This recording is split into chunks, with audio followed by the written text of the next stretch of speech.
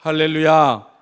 9월 마지막 주일을 맞이해서 또 기쁨과 감사함으로 주 앞에 나와 예배하는 여러분 주님의 이름으로 축복합니다. 금년의 여름은 엄청 긴 것 같습니다. 그 긴 여름을 또 잘 이겨내신 여러분 수고하셨습니다. 아침 저녁으로 선선한 바람인데 그렇게 반가울 수가 없어요. 여러분 인생을 오래 살아볼수록 우리가 사는 인생이 쉽습니까? 어렵습니까? 쉽다는 분은 없으신 것 같네요. 아마도 대부분 인생을 더 살아볼수록 삶이란 결코 쉬운 것이 아니라는 생각을 하게 될 것입니다. 그래서 그런지 요즘에 유치원에 다니는 아이들도 살기가 힘들다고 합니다. 유치원에 가면 뭘 시켜서 그런지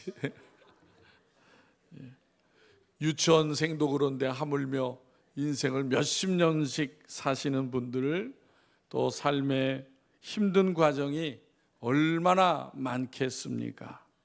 창세기 47장에 보면은 야곱이 아들 요셉의 주손으로 애굽의 바로를 만났을 때에 바로가 야곱에게 당신의 나이가 어떻게 됩니까? 라고 묻게 됩니다. 그러자 야곱이 대답하기를 내 나그네 길의 세월이 130년입니다. 내 나이가 얼마 못 되니 우리 조상의 나그네 길의 세월에 미치지 못하나 험악한 세월을 보냈습니다. 라고 대답해요. 여러분 얼마나 험난한 세월을 살아왔으면 야곱이 그렇게 대답을 했겠느냐라는 거예요. 그런데 야곱의 생애만 그러겠습니까? 정도의 차이야 있겠지만 모든 사람의 인생이 나그네 길이 험하다고 해야 할 것입니다. 그런데 누구나 똑같이 겪는 삶의 어려움이지만 우리 성도들에게는 세상의 사람들과 다른 의미가 있음을 알아야 하는 것입니다. 그것이 무엇입니까? 오늘 본문의 말씀이 그것을 우리에게 가르쳐주고 있는 것입니다. 첫째는 하나님께서는 인생의 고난을 통해 성도들을 연단하신다는 거예요. 여러분 지금까지 인생을 살아오면서 하나님께서 나를 훈련시키시고 있구나라는 생각을 해본 적이 있으십니까? 없으십니까? 아마도 한 번 이상은 다 그런 생각을 하셨을 거예요. 최소한 한 번 이상. 그러면 하나님은 우리를 왜 훈련시키시는 걸까요? 성경적으로 볼 때에 성도들이 겪는 삶의 어려움을 가리켜서 성경에 연단이라고 합니다. 연단. 그런데 이 연단이란 말을 글자를 두 개를 바꿔보세요. 그럼 무슨 말이 돼요? 단련이 되는 거죠. 단련. 이 단련이라는 말은요, 쇠를 불에 달고 단단하게 만드는 것을 가리키는 말이에요. 단련한다. 풀무지를 해서 뜨겁게 달군 화로 속에 쇠붙이를 넣어 벌겋게 달군 다음에 그 쇠를 어디에 올려놓아요? 어디에다 올려놓습니까? 모루에다가 올려놓는 거예요. 모루. 모루가 아니고 모루. 모루가 뭐예요? 달군 쇠를 두들기기 위해서 올려놓는 받침대를 모루라고 하는 거예요. 모루라. 젊은 사람들은 잘 모를 거예요. 그렇죠? 이 모루에 올려놓고 쇠망치로 두들기게 됩니다. 그리고는 다시 물 속에 넣어서 식힌 다음에 또 다시 불 속에 넣어서 또 달구어서 꺼내서 다시 또 쇠망치로 두들기는 그런 과정을 반복하게 되면은 이 두들기는 이 맞는 쇠가 단단하게 바뀌게 된다라는 거예요. 그래서 오랜 이 단련을 하게 되는 이 쇠가 아주 단단한 칼로 만들어지기도 하는 것이고, 또 쓸만한 농부에게는 농기구를 만들게 된다라는 것입니다. 이와 같이 하나님께서는 믿음이 연약한 우리를 고난이라고 하는 풀무불을 통해서 이모저모로 연단을 하신다는 거예요. 그래서 작은 시험 앞에서도 맥없이 넘어지던 사람이 그 연단을 통해서 어떤 시험도 능히 이겨내는 강한 하나님의 자녀가 되어진다는 것입니다. 성경에 보면 우리가 잘 아는 다윗을 생각해 보세요. 하나님께서는 사울 왕의 불순종하자 사무엘 선지자를 이새의 집에 보내어서 어린 소년 다윗에게 기름을 부어서 다윗을 사울 왕 대신에 이스라엘의 새 왕으로 삼으시겠다는 표시를 하셨습니다. 기름 부음을 받고 나자 하나님의 영이 다윗과 함께 하심으로 인하여 다윗이 전장에 나가서 블레셋의 거인 장수 골리앗을 만나게 되지만은 그 골리앗을 쓰러뜨리고 위기에 처한 나라도 구하게 되는 것을 볼 수가 있습니다. 그리고 사울 왕의 총애를 받아서 그 사울의 딸 미갈과 결혼을 하여서 왕의 사위가 됩니다. 그러나 하나님께서 보시기에 아직도 다윗은 부족한 것이 많았던 것입니다. 그래서 어떻게 하십니까? 하나님께서는 약 10여 년에 걸쳐서 다윗에게 혹독한 연단의 과정을 거치게 하셨던 것입니다.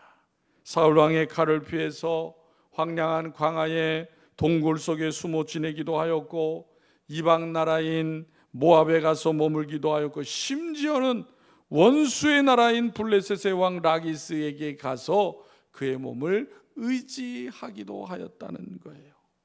그뿐만이 아니라 굶기도 하였고 배신도 당하고 죽을 고비를 수없이 넘기게 되는 것을 볼 수가 있습니다. 그러나 다윗이 그 같은 혹독한 시련을 통해서 연단을 잘 받았을 때에 하나님께서는 사울 왕을 패하시고 그 훈련을 받은 연단된 다윗을 선민 이스라엘의 왕으로 세우게 되시는 것을 볼 수가 있습니다. 하나님은 인생의 고난을 통해서 다윗을 더욱 단단하게 연단시키셨다는 거예요. 두 번째로 광야의 훈련에 하게 하신 이유는 교만하지 않고 겸손하게 하기 위했다는 것입니다. 우리 다 같이 2절을 읽겠습니다. 2절 다 같이 시작. 내 하나님 여호와께서 이 40년 동안에 내게 광야 길을 걷게 하신 것을 기억하라.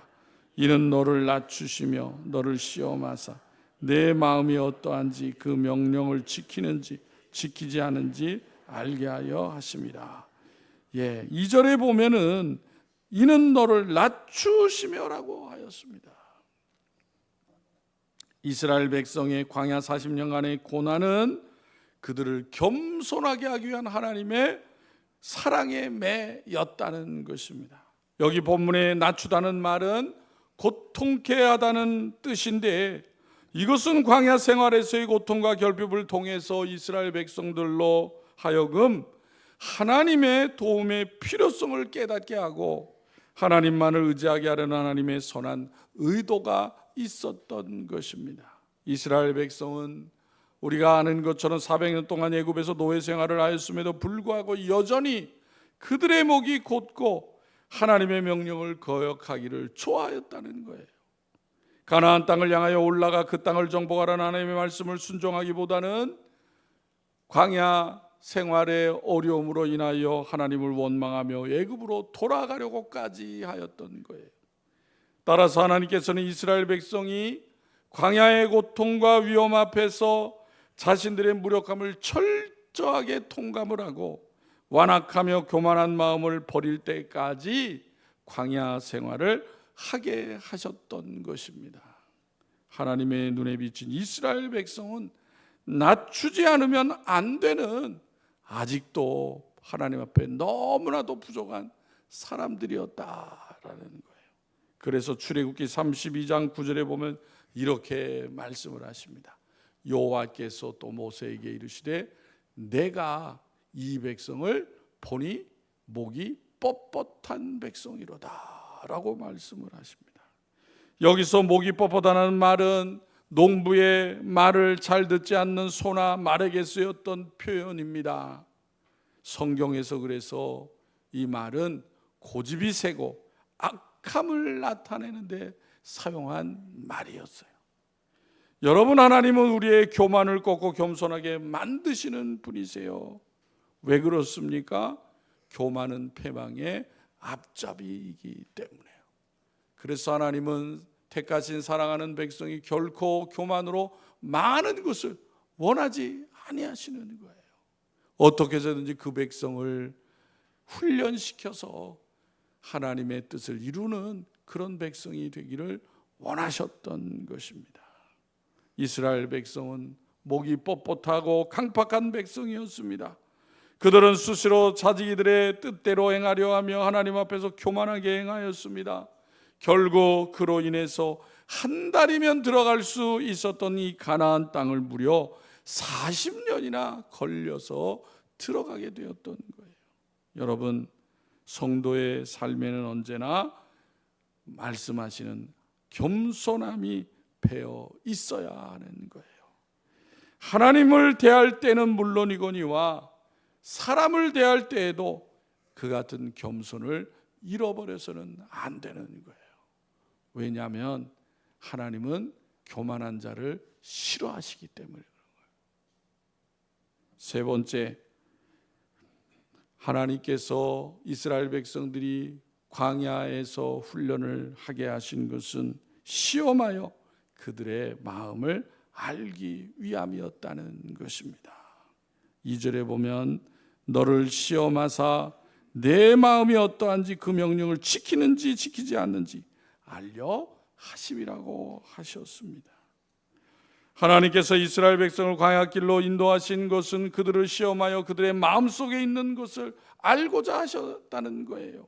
즉 하나님은 우리가 어떤 일을 구체적으로 행동에 옮기기 전에 이미 우리 마음에 하나님이 있는지 그렇지 않는지를 먼저 살피시는 분이라는 거예요. 그것을 왜 살피실까요? 궁극적으로는 하나님이 복을 주시기 위해서. 여러분들의 자식을 여러분들 다 알아요? 자식의 속마음을 다 아시냐고? 모르잖아요. 그죠? 예를 들어서 여러분이 돈을 많이 벌었어. 그 나이가 들었어요. 하나님이 부르실 날이 얼마 안 남았어. 그럼 무슨 생각을 해요? 이거 자식한테 줘야 될 텐데 자식이 이거 가지고 잘 살 수 있을까, 유익하게. 그게 제일 걱정이잖아. 그죠? 예. 자식이 여럿이면은 어느 자식한테 이 사업을 맡길 건가 고민을 하게 되잖아. 고민을. 예. 그것을 잘하는 자식에게 주려면 뭘 알아야 돼요? 그렇지, 자식의 마음을 알아야 되는 거야. 이 자식이 어떤 마음을 갖고 있는지. 예?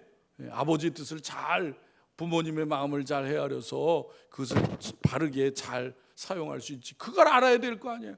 하나님도 똑같으신 거예요. 하나님도. 그래서 우리가 잘 아는 것처럼 하나님이 아브라함을 시험하시잖아요. 뭐라고요?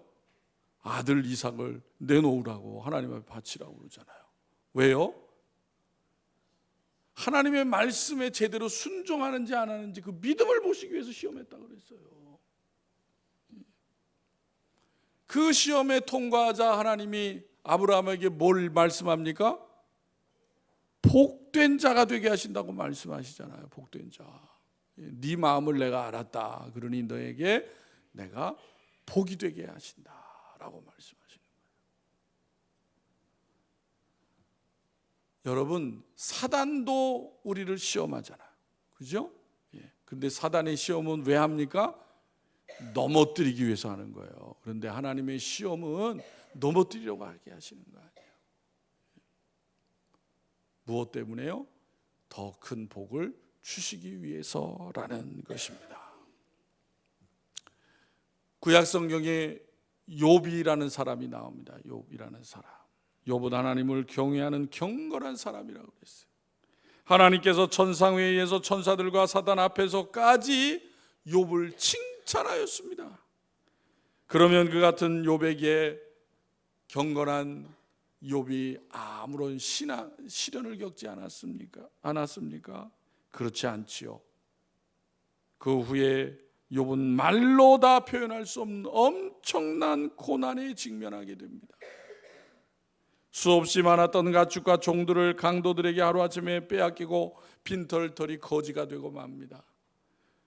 욥에게 아들이 7, 딸이 3이 있었는데 어느 날 이 10자녀가 큰아들 집에 모여서 잔치를 하다가 갑자기 불어닥친 태풍에 집이 무너지는 바람에 그 10명의 자식들이 한 자리에 다 몰싸고 말았어요. 설상가상으로 욥의 몸에 고약한 병이 걸리게 됩니다. 온몸의 피부가 마치 코끼리 피부처럼 딱딱하게 되고 물집이 생기고 터지기를 반복하는 그러한 병이었습니다. 얼마나 가려운지 욥이 제 가운데 앉아서 기와로 자기 몸을 긁었다고 하였어요. 그러한 비참한 모습을 보는 욥의 아내가 욥을 향하여 뭐라고 얘기합니까? 이 정도 되었는데 당신이 하나님 앞에 순전함을 지키고 있느냐? 하나님을 욕하고 차라리 죽으라고 말한 것입니다. 멀리서 소문을 듣고 위로하기 위해 찾아온 세 친구들도 욥의 그 같은 형편을 보고는 할 말을 잃어버리고 맙니다. 그러나 그들은 곧 생각을 바꾸어서 이것은 필경 욥이 하나님 앞에 엄청난 죄를 지었기 때문에 일어나는 일이라고 생각을 하고 욥에게 그 같은 죄를 자백하라고 윽박지르기까지 합니다. 그런 일을 당한 욥의 심정이 얼마나 고통스러웠겠느냐는 거예요.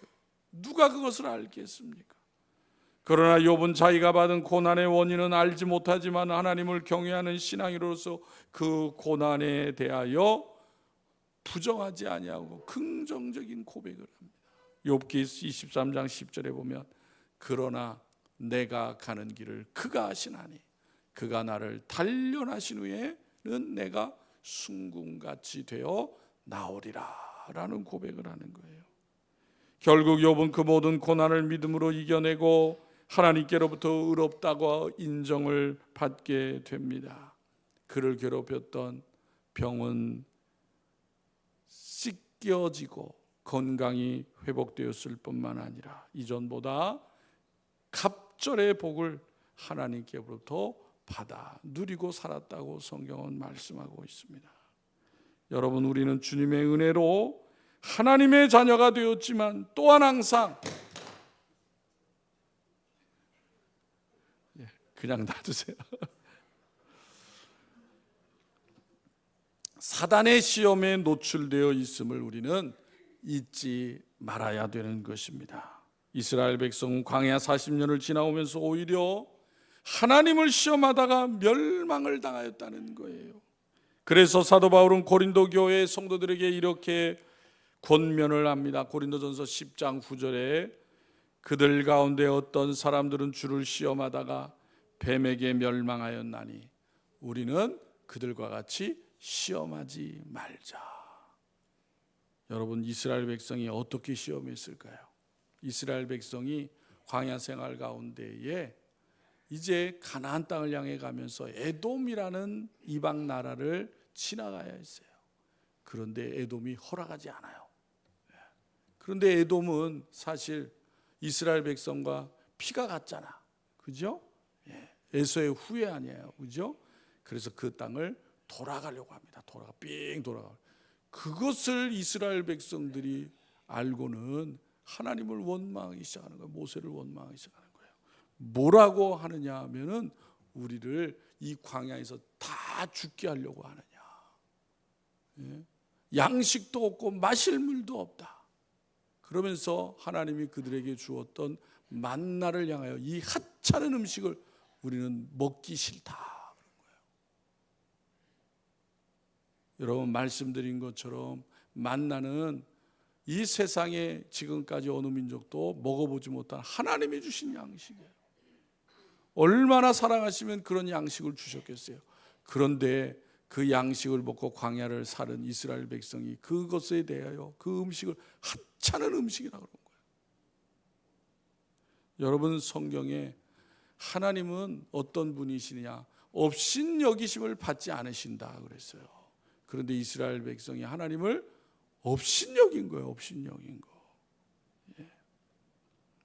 그 백성을 하나님께서 그냥 두시겠느냐는 거예요. 하나님을 모르는 백성이 아니라 하나님의 택함을 받고 하나님의 인도하심을 받는 백성 입에서 그런 말이 나온 거예요. 그래서 하나님은 불뱀, 독사를 보내서 그 백성을 물어 죽게 하신 것입니다. 모세가 하나님 앞에 탄원을 하잖아요. 하나님 이 백성을 다 죽이시렵니까? 차라리 나를 데려가세요. 그때 하나님께서 모세에게 놋뱀을 만들어서 장대에 매달아 보게 해라 라고 말씀하시는 거예요. 여러분, 우리는 하나님 앞에서 함부로 말해서는 안 되는 거예요. 사람 앞에서도 부모 앞에서도 함부로 말을 해서는 안 되는데 전능하신 하나님 앞에 함부로 말한 죄가 얼마나 크겠느냐는 거예요. 그러므로 우리는 하나님을 시험하거나 또한 시험에 넘어지지 말고 시험을 당당하게 잘 이겨나가는 성도들이 되어야 하는 것입니다. 마지막 네 번째, 왜 광야에 훈련을 하셨을까? 하나님의 말씀으로 그 백성이 살게 하기 위함이라는 것입니다. 3절의 말씀에 보면은 너를 낮추시며 너를 줄이게 하시며 또 너도 알지 못하며 내 조상들도 알지 못하던 만나를 내게 먹이신 것은 사람이 떡으로만 사는 것이 아니요 여호와의 입에서 나오는 모든 말씀으로 사는 줄을 내가 알게 하려 하심이니라 라고 그랬어요. 그런데 이 말씀을 우리가 생각해 보면 예수님께서 광야에서 40일을 금식하신 후에 사단에게 시험을 당하실 때에 그 시험하는 사단을 물리치실 때 하신 말씀과 똑같은 말씀이에요. 광야에서 만나가 처음 주시기 시작한 것은 언제입니까? 이스라엘 백성이 신광야에서 굶주리게 되어 애굽에서 먹던 음식을 언급하며 모세를 원망할 때 하나님께서 그들에게 주셨던 양식이에요. 그리고 그 만나가 그치게 된 것은 이스라엘 백성이 가나안 땅에 들어가서 그 땅의 소산을 먹은 다음 날부터 만나가 내리지 아니하였던 것입니다. 이 같은 만나는 하나님께서 그의 백성에게는 초자연적인 역사를 통해서라도 보호의 손길을 멈추지 않으신다는 것을 증거하고 있는 사건이에요. 하나님께서 이처럼 하늘의 음식을 먹이신 목적이 뭐라고 그랬습니까? 본문에 사람이 떡으로만 사는 것이 아니요 여호와의 입에서 나오는 모든 말씀으로 사는 줄을 내가 알게 하려 하심이라고 하였습니다. 여러분, 이것은 사람이 음식이 하나님의 말씀으로만 살 수 있다는, 음식 없이 하나님의 말씀으로만 살 수 있다는 말이 아니에요. 여러분, 하나님을 의존하여 사는 사람은 항상 하나님과 동행하며 하나님의 말씀에 귀를 기울이게 되는 것입니다. 그런데 어떤 사람은 재물이 풍부해지고 좋은 직장을 갖고 자신의 하는 일들이 잘 되게 되면 삶의 목적을 바꾸어 버려요. 하나님에 두는 것이 아니라 세상에 두고 살아가는 사람들이 많은 것입니다. 이것은 하나님의 베푸신 은혜를 저버리는 죄악이 아닐 수가 없는 거예요. 성도는 세상이 주는 이러한 물질로만 사는 존재가 아닌 것입니다. 오직 생명의 참 양식이 되시는 하나님의 말씀으로 살아야 되는 존재라는 것입니다. 그러므로 우리는 일상생활에서부터 하나님의 말씀 중심으로 살아야 하는 거예요. 본문은 우리에게 그것을 가르쳐 주시는 것입니다. 말씀을 늘 삶 속에 고백하고 또 묵상하고 말씀대로 살려고 해야 한다는 것입니다.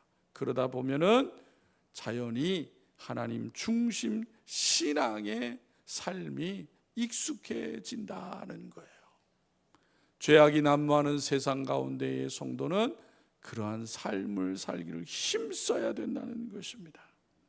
우리 다 같이 4절을 읽겠습니다. 마지막 4절 다 같이 시작. 이 40년 동안에 내 의복이 헤어지지 아니하였고 내 발이 부르트지 아니하였느니라. 아멘. 하나님의 풍성하신 은혜로 말미암아 광야에서 40년 동안 수많은 백성들이 어떻게 살았다는 것입니까? 입을 옷을 염려하지도 않았고 신발이 없어서 발이 부르트는 일이 결코 없었다는 거예요. 이 같은 이스라엘 백성을 광야길을 겪게 하신 하나님의 목적은 바로 다른 것이 아니라 오직 하나님만을 의지하고 하나님 말씀만을 순종하고 살도록 하기 위함이었던 것입니다. 성도 여러분, 세상 사는 것이 점점 더 어려워지고 있습니다. 이유가 무엇일까요? 그 이유는 다른 것이 아니라 이 세상이 하나님 말씀대로 살지 않기 때문인 거예요. 그래서 우리 그리스도인들도 수많은 유혹의 손길 앞에서 신앙을 지키기가 쉽지 않습니다. 그러나 우리는 이 시간 말씀을 통하여 시련과 시험 뒤에 하나님의 선하신 뜻이 있음을 알아야 하는 것입니다. 나의 교만을 제거하시고 나를 낮추심으로 더 큰 복을 주시려는 주님의 뜻이 있다는 것을 우리는 잊지 않아야 하는 것입니다. 세상을 의지하지 않고 오직 하나님의 말씀을 의지하고 살아가도록 하기 위함을 잊어서는 안 되는 것입니다. 그러므로 성도 여러분, 이 세상에서 어떠한 시련과 시험이 있을 때에 낙심하거나 원망하지 마시고 더욱 하나님의 말씀을 굳건히 붙잡으시고 그 말씀을 통해서 지혜를 얻고 이 세상을 능히 이겨나가는 성도들이 되시기를 바랍니다. 그래서 세상 속에서 살아계신 하나님이 오늘도 역사하신다고 하는 것을 당당하게 증거하고 나타내는 삶을 살아가는 우리 모두가 되시기를 주님의 이름으로 축원합니다. 기도드리겠습니다. 하나님 아버지, 감사합니다.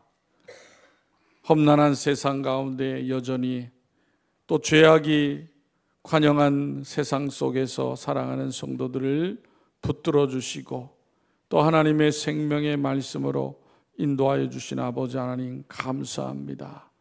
우리를 하나님께서 붙들어 주시고 인도하지 아니하시면 실족할 수밖에 없고 넘어질 수밖에 없는 우리는 연약한 존재인 것을 고백합니다.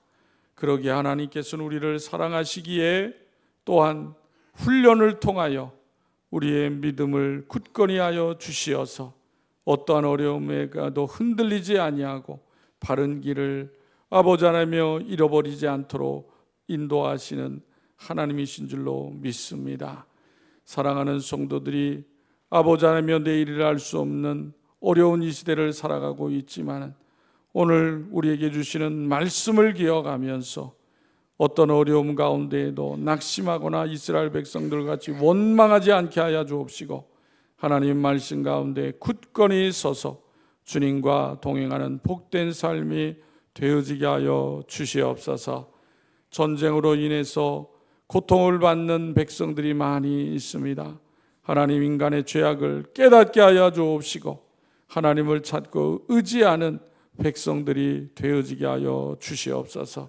무엇보다도 이 나라 이 백성도 하나님의 은혜를 잃어버리지 않게 하여 주시옵시고 교만하지 않게 하여 주시옵시고 겸손한 마음으로 하나님을 찾고 의지하는 이 나라 이 백성 되어지게 하여 주시옵소서. 대통령과 위정자들이 또한 나라를 위해서 백성들을 위하여 바르게 일하게 하여 주시옵시고 아버지 안의 분열과 다툼을 그치게 하여 주시옵시고 하나님의 말씀을 깨닫는 위정자들이 되어지게 하여 주시옵소서. 주님의 핏값으로 사신 교회와 성도들이 아버지 세상에 빛된 소금된 역할을 바르게 잘 감당할 수 있도록 인도하여 주옵소서. 어려운 때에 하나님의 백성들의 역할이, 삶이 얼마나 중요한지를 아버지 잊지 않게 하여 주시기를 원합니다.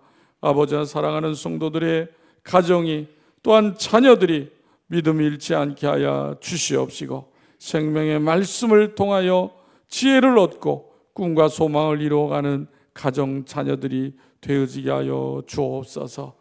육신의 질병, 환경의 어려움으로 고통 가운데 있는 성도들 긍휼히 여겨 주시옵시고 치료하여 주시고 회복하여 주옵소서. 오직 하나님의 은혜로 세임 얻으며 하나님의 역사하심을 경험하며 하나님 앞에 영광 돌리는 복된 성도들이 다 되어지게 하여 주시옵소서. 언제나 우리의 삶 속에 우리를 사랑하시는 하나님이 항상 함께 하시는 것을 잊지 않는 복된 성도들의 삶이 되어지게 하여 주시옵소서. 예수님의 이름으로 기도하옵나이다. 아멘.